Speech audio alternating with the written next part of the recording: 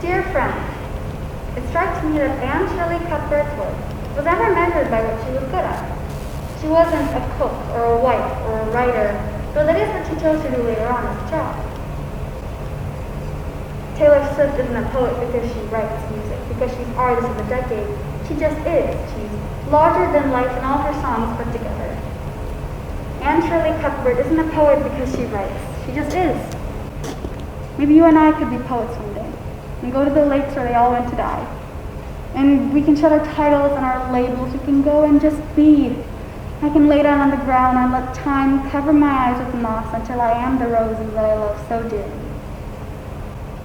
I'm afraid to grow up because I'm afraid to let go. I'm afraid that I won't live up to the promises I made myself, to be an adventurer, to be brave, to be strong. I'm afraid that I'm not a poet, that I'm nothing but romantic words written on a piece of paper by a breathless teenager who learned harder than she needed to at life, at magic. You are a poet.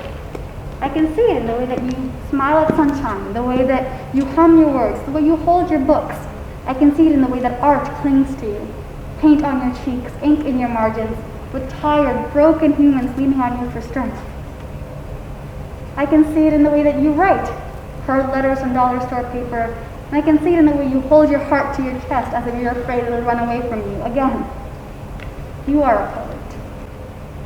I'm afraid to put my dreams into cardboard boxes, tape them shut, shove them in my bedroom closet, and run away so that I never have to see them again because I haven't gotten the chance to do the things I told myself I would do at 17. Heck, I haven't even done the things I told myself I would do at 16. And what's a poet that doesn't live? What's a storyteller with no stories to tell? What's a book without an adventure?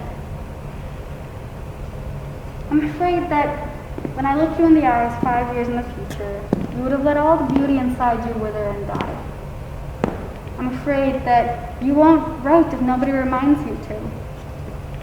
Dear friend, don't stop being a poet. Don't stop looking at the world like it's all one big story with chapters that you've named after your favorite flowers, because you are everything you have ever wanted to be. Just because there's a computer on your desk doesn't mean you have to keep your doors shut. You don't need a notebook to be a poet.